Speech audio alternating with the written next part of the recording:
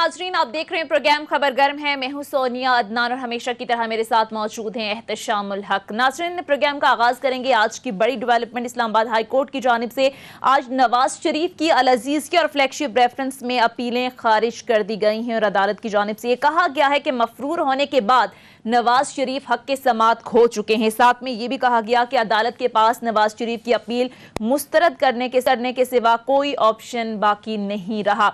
आज के प्रोग्राम में तफसील से इस पर बात करेंगे और इस पर भी बात करेंगे कि इस फैसले के बाद जो है वो मुस्लिम लीग नून की सियासत पर क्या असर होगा, खासकर नवाज शरीफ साहब का इस सारी सूरत हाल में मुस्तकबिल क्या होगा। इसके साथ साथ नाजरीन, दूसरा अहम मामला अफगानिस्तान की सूरत हाल हम देख रहे हैं कि अफगानिस्तान में हर लम्हा बदलती सियासी और सिक्योरिटी सूरत हाल पर सारी दुनिया का फोकस जो है वो है और अक़वाम मुत्तहिदा खासकर और यूरोपीय यूनियन की जानिब से शदीद खदशात का इजहार किया जा रहा है कि अफगानिस्तान जो है वो तेजी से हम देख रहे हैं कि सिविल वार की तरफ बढ़ रहा है और इसे रोकने के लिए कहा जा रहा है कि सर जोड़कर बैठने की जरूरत है। इसके साथ साथ नाज़रीन, ज़्यादातर जो जोर है वो तालिबान और अफगान हुकूमत पर डाला जा रहा है कि जो इंट्रा अफगान डायलॉग हैं वो किए जाएं ताकि अफगानिस्तान में जो अमन की सूरत हाल है वो यकीनी बनाई जा सके। इसी तनाजुर में आज अफगान सदर अशरफ गनी और पीस काउंसिल के सरबरा अब्दुल्ला भी वाशिंगटन रवाना हो चुके हैं। कल उनकी सदर जो बाइडन से जो मुलाकात होनी है उस पर सबकी नज़रें जो हैं वो मरकूज हैं कि क्या बात होगी। ताहम सबसे अहम जो बात है वो ये है कि ईरान और पाकिस्तान जो है उन्हें इन तमाम तर मामलात में खासी तशवीश है। ईरानी नुमाइंदे खसूसी भी आज पाकिस्तान जो हैं वो पहुंचे हैं, अहम मुलाकातें होनी जा रही हैं। इस सारी सूरत हाल में हम देख रहे हैं कि पाकिस्तान जो है, जिस तरह से हमेशा से बात होती है कि अफगानिस्तान के अंदर अगर सूरत हाल ख़राब होती है तो उसका डायरेक्टली इनडायरेक्टली जो इम्पैक्ट है वो पाकिस्तान पर होता है। तो अब ये जो सारा माहौल है इसमें आगे सूरत हाल क्या बनेगी, अफगानिस्तान के अंदर पाकिस्तान के अंदर इम्पैक्ट क्या होंगे, इस पर बात करेंगे। इसके साथ साथ आज भारतीय वज़ीर आज़म नरेंद्र मोदी की जानिब से कश्मीरी लीडर से मुलाकात भी की गई है और इत्तलात ये भी हैं कि भारत की जानिब से 5 अगस्त का जो फैसला है वो भी वापस लिया जा सकता है। ये कितना मुमकिन है और अगर ऐसा हो जाता है तो फिर क्या पाक भारत जो ताल्लुकात हैं उनमें कोई बेहतरी आ सकती है। सारी सूरत हाल पर तफसील से बात करेंगे और बात करने के लिए हमें ज्वाइन कर चुके हैं सीनियर तर्जियाकार और major general retired Ejaz Awan साहब। अस्सलाम वालेकुम सर, सबसे पहले तो बहुत बहुत शुक्रिया। जनरल साहब, सबसे पहले आ जाते हैं आज इस्लामाबाद हाई कोर्ट की जानिब से जो फैसला आया है, ज़ाहिर आपकी नज़र से भी गुजरा होगा। सर, कैसे देखते हैं आप इस फैसले को और क्या कॉन्सिक्वेंसेस आप समझते हैं हो सकते हैं मुस्लिम लीग नून की सियासत पर, खासकर नवाज शरीफ के मुस्तकबिल के हवाले से? Thank you very much. देखिए, मैं समझता हूँ कि ये पूरी कौम के लिए और ख़ुद हमारे अदालती निज़ाम के वक़ार के लिए एक बहुत अच्छा डिसीजन है। देर आयत दुरुस्त आयत, और अब उन्होंने जो फ़ैसला दिया है मेरे ख्याल में इससे हमारी अदालतों का वक़ार बुलंद होगा और मुल्क में ये जो करप्शन का अफरीत है, रूलिंग एलीट की करप्शन पर एक बड़ी कारी ज़रब लगेगी।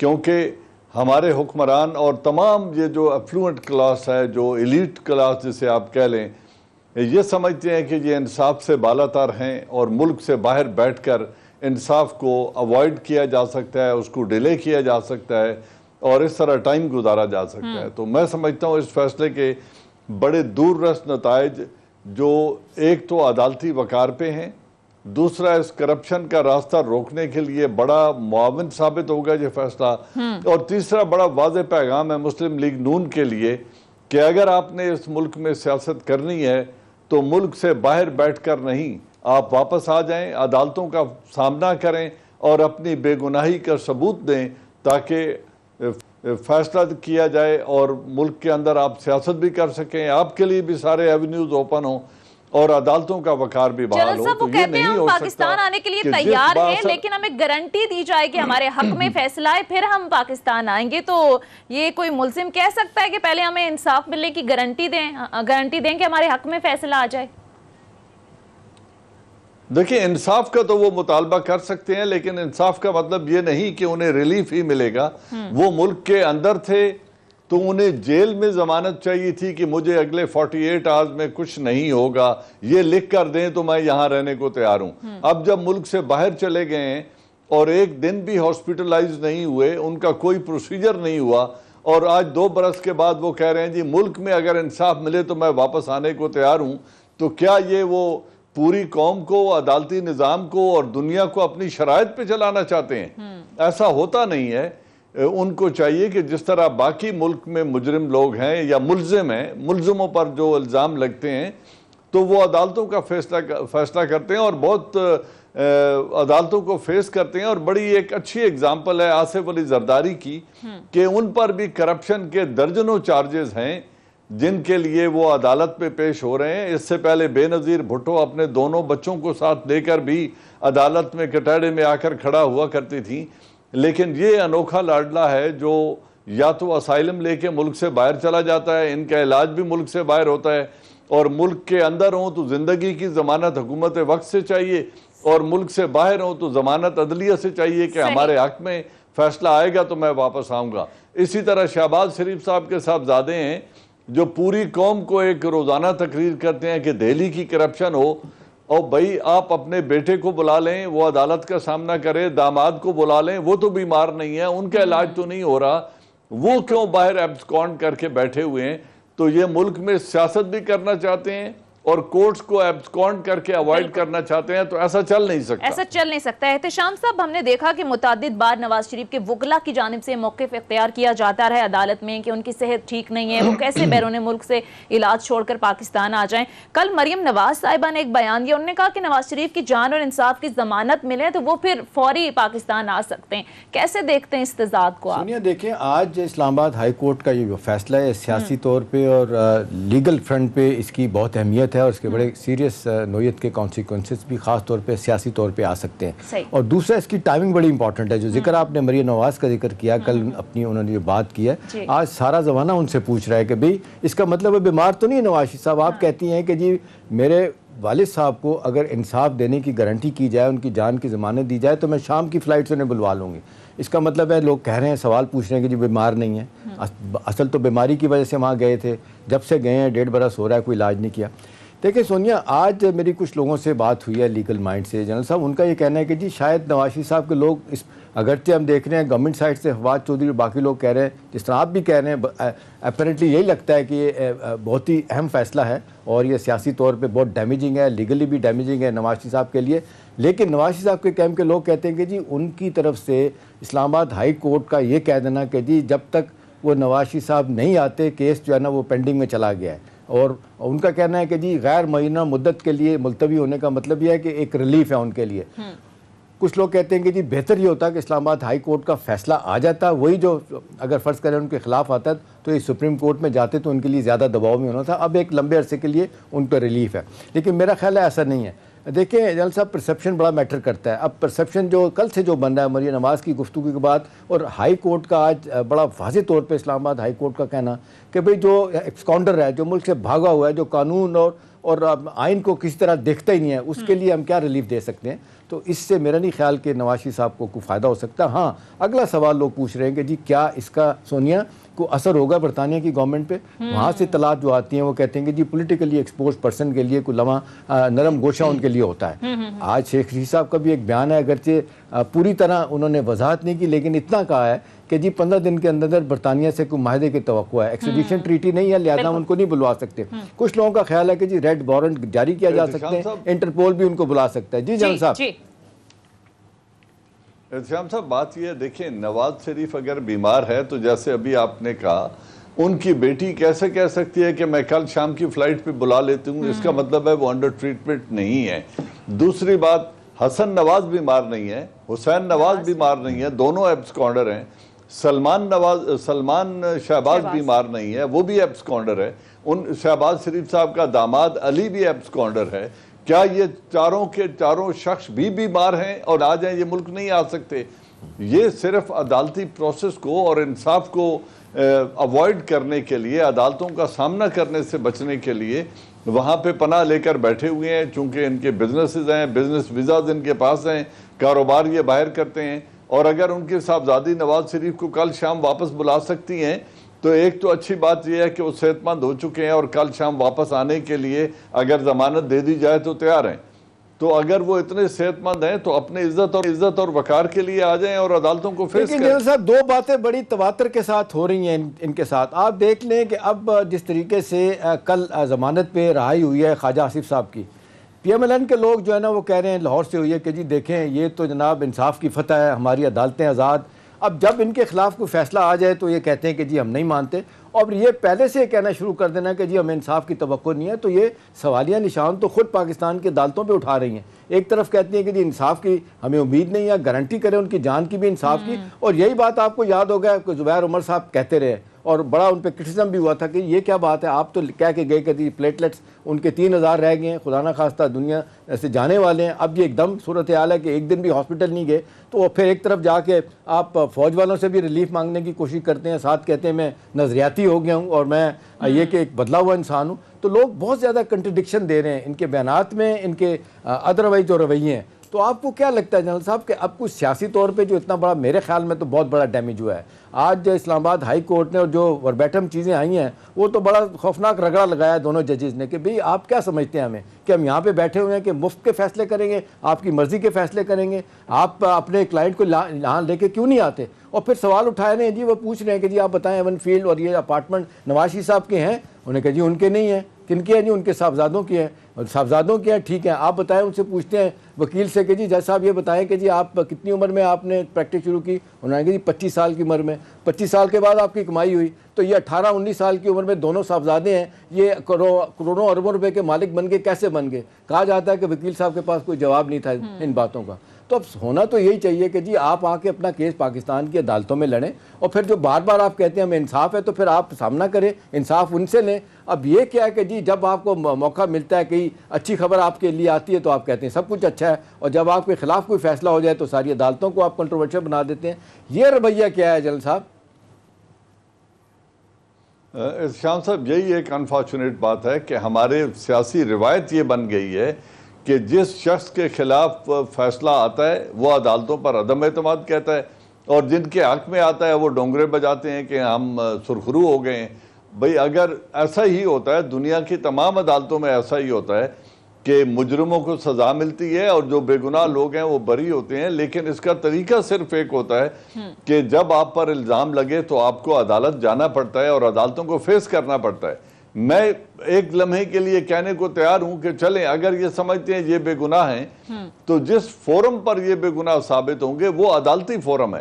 اور یہ تو ملک کے سب سے اہم ترین جو پلر ہے ریاست کا وہ عدالتیں ہی ہیں. جس معاشرے میں انصاف نہ ہو وہ معاشرہ پھل پھول نہیں سکتا. خود قادر مطلق کا نظام, اللہ تعالیٰ کا بنایا ہوا نظام بھی ایک دن روز جزا پر منحصر ہے کہ تمام تر کائنات کا فیصلہ ہوگا جس دن انصاف ہوگا اور مجرموں کو نیک لوگوں سے چھانٹ کر الگ کر دیا جائے گا اور ترازو میں تولا جائے گا کہ نیک کون ہے اور بد کون ہے. اگلا جب سوال اللہ کا نظام انصاف پر مبنی ہے. معذرت کے ساتھ جنرل صاحب, اگلا سوال یہ بنتا ہے کہ جی اب کیا کرنے کی ضرورت ہے. اب جس طریقے سے برطانیہ پہ دباؤ بھی ہے, مورل دباؤ بھی ہے, ٹھیک ہے وہ تیار کرتے ہیں, ایم کیو ایم کے بندے کو بھی رکھا انہوں نے کئی عرصہ, اور ان سے کام بھی لیتے ہیں پاکستان کے خلاف جو کچھ کروانا ہوتا ہے. اب ان کو لانے کا کیا طریقہ ہے, یہ خود آ نہیں رہے. اب آپ دیکھ لیں جتنا ان پہ دباؤ ہے, اب جتنے ان کے قریبی لوگ ہیں وہ پرائیویٹلی بھی اور ادروائز بات کر رہے ہوتے ہیں کہ جی ہمارے پاس کوئی لیگل ایسی چیز نہیں ہے کہ جس کو لے کے ہم کو ریلیف لے سکیں. تو برطانیہ کو کیا کرنے کی ضرورت ہے, وہ کیوں وہ کہتے ہیں پولیٹیکلی ایکسپوز پرسن کو سپورٹ کرتا ہے؟ دیکھیں بات یہ, پرائم منسٹر آف پاکستان کو دعوت ہے برطانیہ کے دورے کی. میں سمجھتا ہوں کہ پرائم منسٹر نے جو دورہ ڈیلے بھی کیا ہے اس سے پہلے ان کو نے شاید یہی رکھا ہو کہ پہلے سپیڈ ورک کر لیں کہ میں نے وہاں جا کے کرنا کیا ہے. برطانیہ انہوں نے دیکھا ہوا ہے, وہ کچھ دیکھنے نہیں جا رہے. وہ he is going as chief executive of the country, government کے سربراہ ہیڈ کی حیثیت سے وہ جا رہے ہیں. تو انہوں نے جب پرائم منسٹر سے بننا ہے تو ہمارا سب سے پرائمری کنسرن دو ہیں برطانیہ میں. پہلا یہ ہے کہ الطاف حسین ہو یا یہ اس طرح کے پولیٹیکل مجرم جنہوں نے وہاں جائیدادیں بنائی ہیں اور ان کا ریکارڈ پاکستان کو وہ نہیں شیئر کرتے, اور پھر جن کو ہماری عدالتوں میں جو مطلوب اشخاص ہیں ان کو واپس منگانا اور عدالتوں کے سامنے انہیں فیس کرانے کے لیے اس ایگریمنٹ کی ضرورت ہے. تو میرے خیال میں ایک تو سب سے بڑا فورم یہی ہے کہ پرائم منسٹر آف پاکستان اپنی تیاری کر کے جائیں, ان کی لیگل ٹیم تیاری کر کے جائے اور اس چیز کو جا کے دو ٹوک فیصلہ کرنے کے لیے جائیں کہ حکومت برطانیہ ہمارے ساتھ کس طرح کے تعلقات چاہتی ہے. باقی خیر سگالی اور ایجوکیشن تو ہوتی رہتی ہے. دوسرا ایشو ہے جو پاکستانی ڈائسپورا ہے وہاں پہ ان لوگوں کے جو مسائل ہیں کہ وہ لوگ اگر سیاست میں حصہ لے سکتے ہیں, وہ لوگ اپنا ووٹ کاسٹ کر سکتے ہیں, وہ بہت بڑی ریمیٹنسز بھیج رہے ہیں پاکستان کے اندر, پھر ان کے ساتھ یہاں پہ جو پراپرٹی میں جہاں وہ انویسٹ کرتے ہیں وہاں انصاف ہونا چاہیے. تو ان مسائل کو لے کر وہ اس پاکستان کمیونٹی سے بھی میرے خیال میں ملیں گے, اور پرائم منسٹر آف پاکستان سے دو ٹوک موقف اور کسی معاہدے کے لیے سیر کے لیے جانا یا شیک ہینڈ کی تو میرے خیال میں اس اسٹیٹ پہ ضرورت ہی نہیں ہوتی. بالکل. تو احتشام صاحب کوئکلی ہمیں بریک کی طرف جانا ہے. لاسٹ میں کامنٹ کیجئے گا, جس طرح سے ابھی جنرل صاحب نے بات کی کہ پرائم منسٹر کا دورہ شیڈیول ہے, آپ کو لگتا ہے کہ کسی قسم کا ایگریمنٹ ہو سکتا ہے؟ اور دیکھیں سونیا, امریکہ کے ساتھ ہماری ایکسٹریڈیشن ٹریٹی ہے, ٹھیک ہے, وہ 9/11 کا ایک واقعہ تھا, اس کے بعد بڑی تیزی سے ان کو بھی چاہیے تھے اس طرح کے بندے جو دہشت گردی کر کے وہاں چلے جاتے ہیں, وہاں معاہدہ ہو گیا. تو امریکہ جو ہے تو وہ تو برطانیہ تو بہت ان کے قریب ہے, ساری باتیں ان کی ویسے بھی مانی جاتی ہیں. تو بظاہر میں یہ دیکھتا ہوں کہ برطانیہ کی حکومت کے لوگ بے شمار دفعہ سونیا پاکستان آتے ہیں, آ کے جو مجرم وہاں سے جم کر کے پاکستان میں آتے ہیں, ٹھیک ہے سیاسی لوگ نہیں ہوتے, وہ کوئی قتل کر کے آتا ہے, کوئی ڈاکہ ڈال کے آتا ہے, کوئی پیسے لے کے کسی کے آتا ہے. تو یہاں سے بے شمار واقعات ہم نے دیکھے کہ پاکستان کی حکومت نے ان لوگوں کو واپس بھجوایا وہاں پہ اور ان کے ہینڈ اوور کیا, اور وہاں پہ ان کے خلاف مقدمات چلے اور اس کے بعد عدالتوں نے ان کے خلاف فیصلے دیے اور مانے گئے. تو میرا خیال ہے یہ وقت آ گیا ہے کہ یہ برطانیہ کو بھی سوچنا چاہیے کہ یہ مستقل طور پہ یہ ایک تلوار لٹک رہی ہے ان کے اوپر, ٹھیک ہے, جتنا زیادہ دباؤ آنا چاہیے. شام صاحب, جو امریکہ سے ہمارا معاہدہ ہوا ہے, جس طرح سعودی عربیہ کے ساتھ ہے کہ پاکستانی قیدی سزا پاکستانی عدالتوں میں کاٹیں گے جو جرم کر کے سعودی عربیہ میں قید ہیں, اگر یہ معاہدہ سعودیہ کے ساتھ ہو گیا تو پھر ہمیں عافیہ صدیقی کا کیس بھی امریکہ کے ساتھ اٹھانا چاہیے کہ اس نے کوئی قتل نہیں کیا, اس کے اوپر جو الزامات ہیں اگر اسے 60-70 سال کی سزا سنا دی گئی ہے تو پھر اس کو بھی اس معاہدے کے تحت پاکستان لایا جائے اور وہ پاکستان کی عدالت میں آ کر وہ سزا کاٹے, تاکہ وہ اپنے بچوں سے, اپنی فیملی سے مل سکے اور اپنے لوگوں کے ساتھ اس کا رابطہ رہ سکے اور آئسولیشن کی سزا نہ کاٹتی رہے. تو اس کی بھی بات ہمیں کرنی چاہیے ہیومینیٹیرین پلین کی اوپر. ٹھیک ہے, جنرل صاحب سے ناظرین گفتگو کا سلسلہ رہے گا. یہاں ایک مختصر بریک لیتے ہیں, بریک کے بعد واپس آئیں گے. اسٹے ود اس.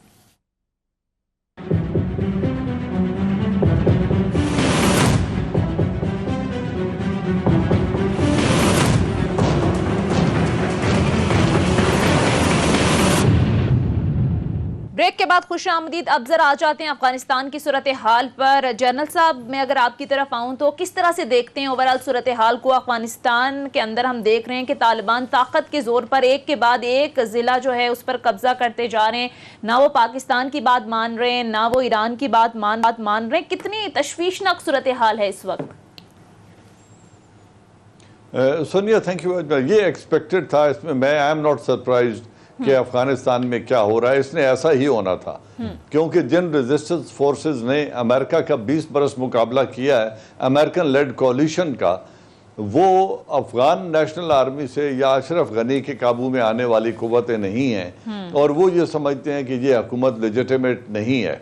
اب مسئلہ ہونا افغانستان کے اندر ہی حل ہے, اور جس طریقے سے یہ بڑھاوا مل رہا ہے ان کو طالبان کو, کیونکہ یہ ریزسٹنس فورس ہے, ویکیوم جو کریٹ ہوگا پار ویکیوم ہسٹوریکلی بھی ایسا ہی ہوتا ہے کہ انہوں نے ہی فل کرنا ہے. اب جو عبداللہ اور اشرف غنی امریکہ گئے ہیں, اللہ کرے وہ واپس لوٹ آئیں اور وہیں قیام کا فائنل فیصلہ نہ کر لیں, کیونکہ اگر حالات ان کے جانے کے بعد بے قابو ہو گئے تو ہو سکتا ہے وہ وہیں رہنے کا فیصلہ کر لیں. اب بات یہ ہے کہ یہ ایشو جو 6 ریجنل کنٹریز ہیں ان کے لیے بہت بڑا چیلنج ہے. جو انسٹیبلٹی ہے افغانستان کے اندر, اس کی کنجی میں سمجھتا ہوں اس وقت ریجنل کنٹریز کے پاس ہے. اللہ کی ذات کے بعد ریجنل کنٹریز اور افغان جو لوگ ہیں ان کے پاس ہے. اب ریجنل کنٹریز کے پاس میں اس لیے کہہ رہا ہوں کہ افغانستان کے اندر اگر یہ 6 ملک, China, Pakistan, Russia, Iran, Uzbekistan اور تاجکستان, یہ 6 ممالک جن کی سرحدیں ملتی ہیں افغانستان کے ساتھ, اگر یہ اپنے لیول پہ بیٹھ کر ایک معاہدہ کر لیں کہ ہم نے فیورٹس نہیں چننے, ہم نے وہاں اندر کسی قسم کی ویپن اور لاجسٹک کی سپلائی نہیں دینی, ہم نے فائنینشل سپورٹ نہیں دینی, ہم نے ان کی فنڈنگ نہیں کرنی, تو پھر افغانستان کے اندر حالات ودن 3 months انشاءاللہ सेटल हो जाएंगे और इन पर पॉलिटिकल दबाव यही 6 ममालिक डाल सकते हैं कि आप अपना लोई जरगा बुलाएं और एक नेशनल गवर्नमेंट बनाकर सबसे पहले अमन कायम करें और उसके बाद नए इंतखाबात की तरफ जाएं। लेकिन अगर इन लोगों ने अपने फेवरेट चुनने शुरू कर दिए तो ये इंस्टेबिलिटी एक तो लंबी चलेगी, दूसरा इसका फॉल आउट इन तमाम ममालिक में होगा। अगर दाइश, अलकायदा और इंटरनेशनल दहशतगर्द तंजीमें वहां पर अपनी जगह बना लेती हैं तो रशिया को भी खतरा है, पाकिस्तान को भी खतरा है, उज़्बेकिस्तान और ताजिकिस्तान को भी खतरा है और ईरान के लिए भी कोई अच्छी खबर नहीं होगी। और अगर वहां पे अमन कायम होता है तो अफगानों के लिए भी और इन 6 कंट्रीज के लिए भी अच्छी खबर है। तो मैं समझता हूं पहली बात तो ये है कि इन 6 कंट्रीज को अपने फॉरेन मिनिस्टर लेवल पे और फिर उसके बाद अगर जरूरत हो तो इसका समिट करके और फिर वो देखें कि इन अफगान सिचुएशन को इन 6 नेबर्स ने कैसे हैंडल करना है। दूसरी बात जो आजकल बहुत जेर बहस बनी हुई है, जी जनरल साहब आप बात कर लें। जी जनरल साहब बात कीजिए। अच्छा, इस वक्त जो सबसे बड़ा मौजू है, इस वक्त जो बहस हो रही है, ये प्राइम मिनिस्टर ऑफ पाकिस्तान का ये एक मीडिया को इंटरव्यू था, HBO को। ये फॉर्मल डायलॉग अमेरिका और पाकिस्तान के दरमियान नहीं थे। अभी फॉर्मल डिमांड्स अगर आनी है, ये टेस्टिंग ऑफ वाटर्स थी, एक पल्स लेने के लिए अमेरिका ने एक जर्नलिस्ट को भेजा कि आप जरा पल्स लेके आओ कि गवर्नमेंट या पाकिस्तानी क्या सोच रहे हैं, और पाकिस्तान के प्राइम मिनिस्टर ने बड़ा दो टोक मौक़िफ़ उनके सामने रख दिया है। अब जब फॉर्मल डिमांड की बात आ जाएगी, जब स्टेट टू स्टेट डायलॉग होगा तो पाकिस्तान को उनसे 4 चीजों का मुतालबा करना चाहिए अमेरिका से। पहली बात यह है कि ये डिसीजन होना चाहिए DCC लेवल पे और प्राइम मिनिस्टर ऑफ पाकिस्तान इसको चेयर करें और अमेरिका की तरफ से जो भी आए उनसे पहले 5-6 चीजें पूछें कि आपने 20 बरस वहां पर लगाए, पहले तो आपका इंटेलिजेंस शेयरिंग का हमारे साथ मुआहदा है, हमें ये बताइए कि वहां पर दाइश कितनी है, अलकायदा कितनी है और इस्लामिक स्टेट आईसिस कितनी है, और ये लोगों की क्या पोजीशन है, इनकी लीडरशिप कौन है, इनकी स्ट्रेंथ कौन है, किन एरियाज में इनका होल्ड है, क्योंकि 20 बरस का डाटा उनके पास होना चाहिए।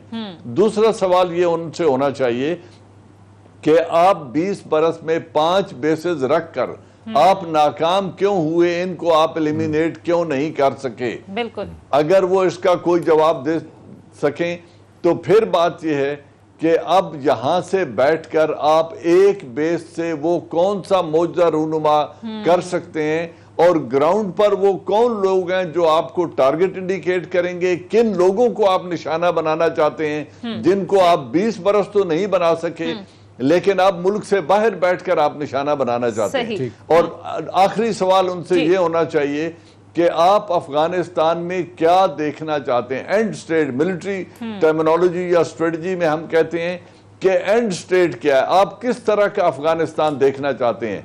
क्या इसका फैसला आप करेंगे, हम करेंगे या अफगान खुद करेंगे। अगर इन 5 सवालों के जवाब अमेरिकन के पास हों तो फिर सीरियस डायलॉग हो सकता है, वरना ये एक एब्सोल्युटली नो के बाद आगे किसी प्रोग्रेस की कोई गुंजाइश नहीं है। लिहाजा मुझे लगता है कि अगर ठीक है, इसके अलावा गुंजाइश नहीं है जब तक वो इन 5 सवालों के जवाब नहीं देते। एहतशाम साहब, आप इस सारे सिनेरियो को किस तरह से देखते हैं? दूसरा भी जनरल साहब ने भी बात की, और सर क्या आपके लिए हैरान कुन है कि अफगानिस्तान में जिस तरह से सूरत हाल बदल रही है, अमरीकी फौज का इनखला हो रहा है, और हम देख रहे हैं कि जो बाइडन ने जब से अपने ओहदे का चार्ज संभाला है पाकिस्तानी प्राइम मिनिस्टर से बात भी नहीं हुई। अब तो हम देख रहे हैं कि अमरीका से भी आवाजें उठना शुरू हो गई हैं, तो कैसे देखते हैं? देखिए सुनिए, 2-3 चीजें जो है ना जो फौरी तौर पर हुई जो बड़ी अहम डेवलपमेंट है जनरल साहब मेरे ख्याल में।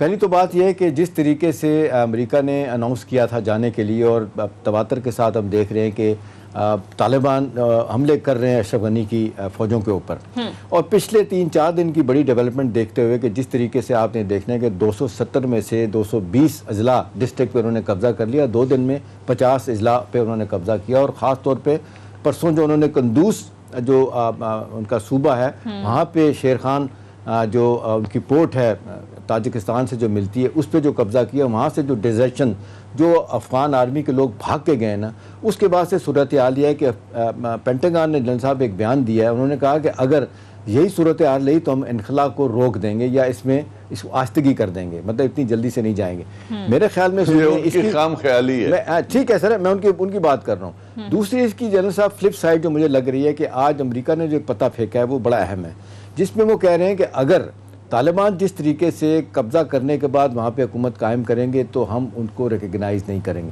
آپ کو یاد ہے 1996 میں جب ان کی حکومت آئی تھی طالبان کی, تو 3 ممالک پاکستان, UAE, سعودی عرب نے ان کو ریکگنائز کیا تھا.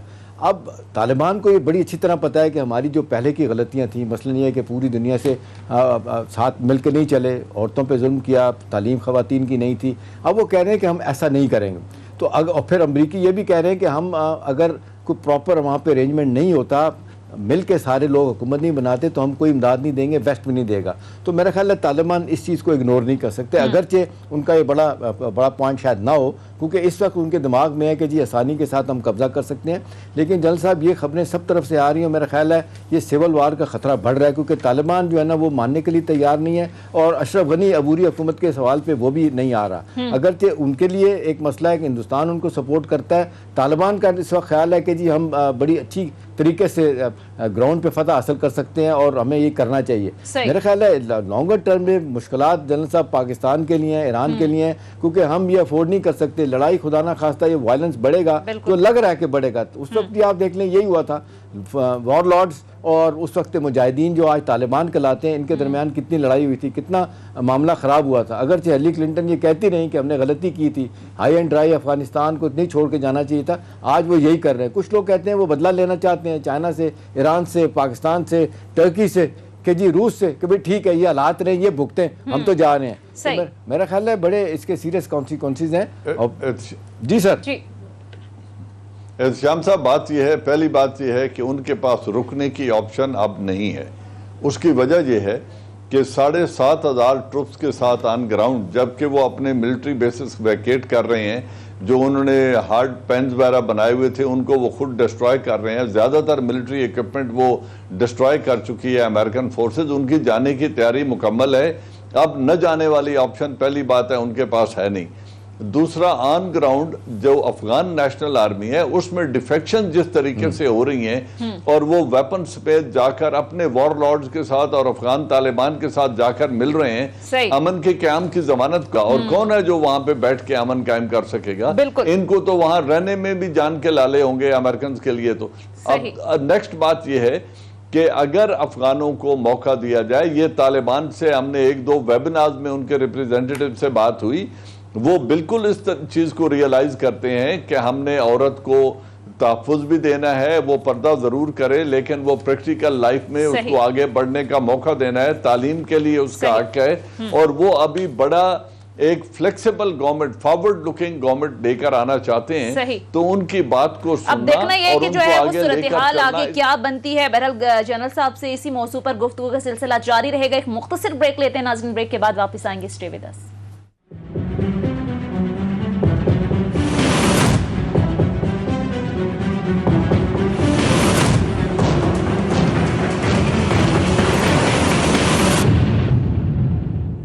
Welcome back. احتشام صاحب, اب جو افغانستان کی اوورال صورتحال ہے, انٹرنیشنل کمیونٹی کا اس پر رسپانس کیسا دیکھتے ہیں؟ یہ اچھا سوال ہے. سنیے, دیکھیے اس حوالے سے یونائٹڈ نیشن کے سیکرٹری جنرل اور باقی ان کے اہلکار ہیں نا, وہ 2-3 دن سے بڑے شدید پریشان کن قسم کے بیانات دے رہے ہیں. وہ کہہ رہے ہیں کہ ہمارے خدشات بڑھ رہے ہیں کہ اگر اس کو تیزی سے سیاسی معاملے کو, اس تصویر کو نہ, امریکہ کو اصل میں ایڈریس کر رہے ہیں کہ آپ بغیر تصویر کے کہیں چھوڑ کے جو جا رہے ہیں, اس کے بڑے سیریس کانسیکوینسز ہیں.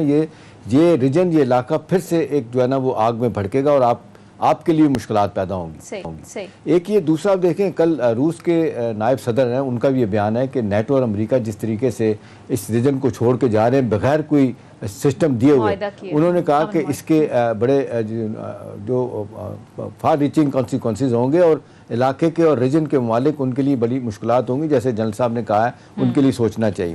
دیکھیں اب ہونا تو سونیا آئیڈیلی تو یہ ہونا چاہیے کہ 2 بڑی پارٹیاں جو لڑ رہی ہیں آپس میں, اب تو 2 فریق رہ گئے نا, طالبان ہے اور افغان گورنمنٹ ہے.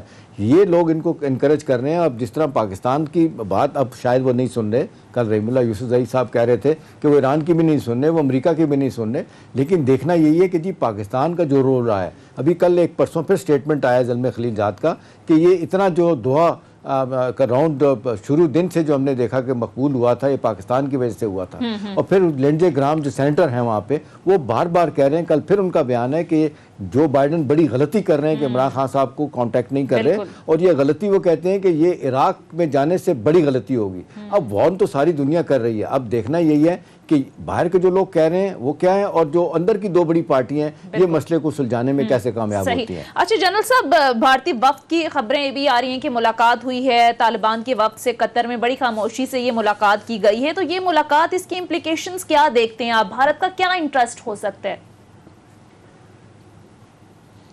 دیکھیں یہ بھی پھر وہی میسیجنگ ہے، میں سمجھتا ہوں یہ بات جو ابھی ہم کر رہے ہیں، پہلی بات یہ ہے کہ امریکہ کی بہت بڑی ذمہ داری ہے کہ ایک دنیا کا طاقتور ترین ملک 20 برس وہاں بیٹھ کے گیا ہے، 2 لاکھ افغانوں کو شہید کیا اور $1.5 ٹریلین وہاں پہ خرچ کیا ہے۔ اگر یہ کرنے کے بعد پہلے انہوں نے ایک طرح کی حکومت قائم کی اور طالبان کے خلاف وہ جنگ کرتے رہے، جب 20 برس کے بعد نکلنے کا فیصلہ کیا تو مذاکرات طالبان سے کی اور حکومت وقت جس کو 20 برس انہوں نے سہارا دے کے رکھا اس کو ایک طرف چھوڑ دیا۔ تو یہ کون سی اسٹریٹجی ہے؟ یہ مسائل کے حل کا کون سا طریقہ ہے؟ اس کی پہلے تو وہ وضاحت کریں نا کہ انہوں نے اسٹیبلٹی لانے کے لیے کون سا مفاہمت کا راستہ نکالا۔ اگر طالبان کے ساتھ مذاکرات پر وہ آمادہ ہو گئے تھے تو پھر انہیں چاہیے تھا حکومت وقت کو آن بورڈ کرتے اور دونوں کو بٹھا کر ایک ایسا پولیٹیکل سلوشن تلاش کرتے جس میں ریجنل سٹیک ہولڈرز کو بھی وہ بلا لیتے اگر وہ امن کے خواہاں تھے۔ اور اگر انہوں نے پولیٹکس کرنی ہے کہ افغانستان کو انسٹیبل ہی رکھنا ہے تاکہ ریجنل کنٹریز کی مشکلات میں اضافہ ہو اور چائنا کی مشکلات میں اضافہ ہو، اور چائنا جو بیلٹ اینڈ روڈ انیشیٹو کے ذریعے سینٹرل ایشیا اور یوریشیا کی طرف جانا چاہتا ہے، اس راستے کو بلاک کرنا ہے، تو پھر ان کی نیتوں کا فطور سب کے سامنے آنا چاہیے۔ یعنی جنرل صاحب آپ یہ کہہ رہے ہیں کہ امریکہ خود نہیں چاہتا کہ افغانستان میں امن ہو، اور یہ امریکہ کی سازش بھی ہو سکتی ہے کہ افغانستان میں اگر امن ہوتا ہے تو پھر ریجن کے دیگر ممالک ان میں بھی امن ہو سکتا ہے۔ اور صدر جو بائیڈن کا وہ بیان بھی آپ کو یاد ہوگا جس میں بالکل انہوں نے کہا تھا کہ میرا کام امریکہ کا دفاع کرنا ہے، میرا کام یہ نہیں ہے کہ میں افغانستان کا دفاع کرتا پھروں۔ تو یہ امریکہ کی سازش ہو سکتی ہے آپ کہہ رہے ہیں؟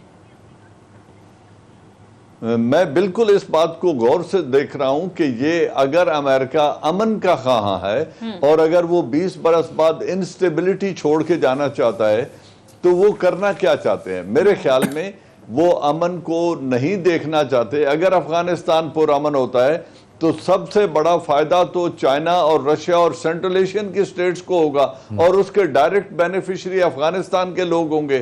اگر وہ افغانوں کی خیر خواہی چاہتے تو پھر ان کو بٹھا کر کسی معاملے کے حل کی طرف جاتے۔ وہ تو اب بھی پاکستان میں بیٹھ کر CIA کے ذریعے افغانستان کو نشانہ بنانے کی بات کر رہے ہیں، تو بات ان سے یہی ہونی چاہیے کہ آپ نے نشانہ کن کو بنانا ہے جن کو آپ 20 برس نہیں بنا سکے۔ اگر 20 برس نشانہ نہیں بنا سکے تو آپ کیا چاہتے ہیں آپ؟ تو میرے خیال میں اس میں ریجنل کنٹریز کا بڑا اہم رول ہے، اور یونائٹڈ نیشن کو پہلے امریکہ سے پوچھنا چاہیے کہ ہمارے امبریلا کے تحت آپ وہاں آپریشن کرنے گئے تھے، آپ 20 برس میں کیا حاصل کر کے آئے ہیں، اور افغانستان کے امن کے لیے آپ کی کنٹریبیوشن کیا ہے، اور وہ کون سے لوگ ہیں جنہیں اب بھی آپ ٹارگٹ بنانا چاہتے ہیں۔ تو جب یہ بیٹھ کے بات ہوگی تو پھر امریکہ کا ڈیزائن ایکسپوز ہوگا۔ رہا ہندوستان تو چاہے گا کہ وہ انسٹیبلٹی کریٹ کرے، اگرچہ ان کی $2 یا $2.5 بلین کی انویسٹمنٹ افغانستان میں ہو چکی ہے، وہ وہاں کی آرمی کی ٹریننگ بھی کرتے رہے ہیں، انہوں نے اپنا انٹیلیجنس نیٹ ورک بھی بنا لیا ہے، تو اب وہ چاہیں گے کہ ہم طالبان کے ساتھ مل کر آگے بڑھیں۔ پاکستان کو اس کو ٹھنڈے دماغ سے دیکھنا چاہیے کہ افغانستان ایک ساورن سٹیٹ ہے، اگر وہ انڈیا کے ساتھ ریلیشن رکھنا چاہتے ہیں تو رکھیں، لیکن جس دن ہمارے پاس پروف آئے کہ انڈیا ان کی سرزمین کو استعمال کر کے ہمارے اندر بدامنی پھیلا رہا ہے تو پھر ہر طرح کے ریسپانس کی ہمارے پاس بھی آپشن اوپن رہے گی۔ ٹھیک ہے، اچھا احتشام صاحب کوئکلی مستقبل میں سینیریو کیا بنتا دیکھ رہے ہیں؟ جس طریقے سے ہم دیکھ رہے ہیں کہ طالبان طاقت کے زور پر ایک کے بعد ایک ضلع پر قابض ہو رہے ہیں، تو مستقبل میں یہ اوورآل سینیریو کیا دیکھ رہے ہیں؟ اور پاکستان کا اگر وہاں پر امن نہیں ہوتا، یہ خانہ جنگی جاری رہتی ہے، تو پاکستان میں پھر صورتحال کیا بنے؟ دیکھیں یہ بہت ہی خوفناک پکچر سامنے آتی ہے سونیا، جو پاس کا ایکسپیرینس ہے۔ آپ نے دیکھا کہ 4 ملین کے قریب مہاجرین آئے تھے، 40 لاکھ سے زیادہ، اور آج بھی آپ دیکھ لیں 2 ملین کے قریب وہاں پہ ہیں. اور پھر ہمارا انفراسٹرکچر جو کے پی کا تباہ ہوا تھا، اس کے بعد جس طریقے سے ڈرگ کلچر بھی آیا، اس کے بعد کلاشنکوف کلچر بھی آیا اور تباہی پھری ہمارے شہروں کی بھی. اور پھر اس کے بعد کنسیکوئنٹلی آپ دیکھ لیں جو دھماکے، ایک دن میں 100 دھماکے بھی ہوئے ہیں، تو وہ تو ایک بڑا سینیریو جو ہے نا بڑا سکیری سا ہے. اب اس کو سامنے رکھتے ہوئے سب لوگ یہی چاہ رہے ہیں کہ وہ وائلنس نہ ہو. دیکھیں نا، اب طالبان جو ہے پوزیشن آف اسٹرینتھ سے بات کرنا چاہتے ہیں، لیکن ان کے ذہن میں یہ بات ڈالنے کی ضرورت ہے کہ بھئی دیکھیں، اگر آپ فتح بھی کر لیں گے تو یہ ناردرن الائنس کے لوگ تو آپ کے خلاف ہی رہیں گے.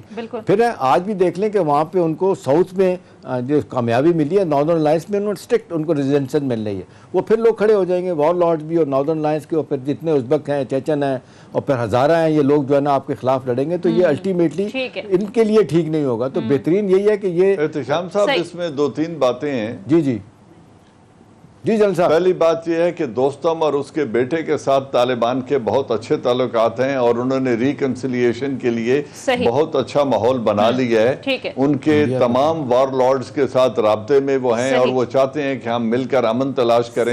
صرف اشرف غنی کے ساتھ وہ بات چیت نہیں کرنا چاہتے. دوسری بات، پاکستان نے جو فینسنگ کر لی ہے، اب اگر انفلو ہوا تو پاکستان ریفیوجیز کو ریگولیٹ کر کے بارڈر کے پار ان کے کیمپ بنوا سکتا ہے اور United nation human rights commission کو کہ ہم ان کو تحفظ مہیا کریں گے، آپ ان کے کیمپ وہاں بنائیں. جنرل صاحب یہ تھوڑا سا وقت رہ گیا. جو ہندوستان میں آج سو کالڈ اے پی سی بلوائی ہے نریندر مودی نے، اس میں دیکھیں 2 لوگوں کو، محبوبہ مفتی کو اور فاروق عبداللہ کو بلایا، حریت کانفرنس کے لوگوں کو نہیں بلوایا.